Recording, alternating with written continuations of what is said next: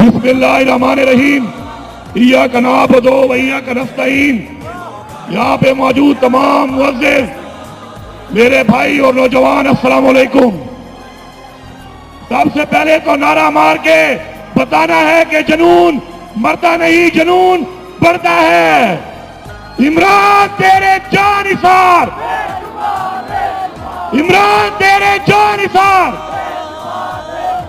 सबसे पहले इजराइल ने जो फलस्तीन के अंदर और अब उसके बाद ईरान पे हमला किया है, तो हम उसकी मजम्मत भी करते हैं और ये पैगाम देते हैं कि किसी मुसलमान भाई के ऊपर दुनिया में कहीं पर भी हमला होगा तो हम उनके साथ हैं, हर तरह से साथ हैं।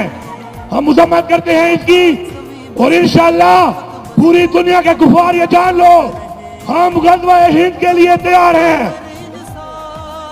एक और बात,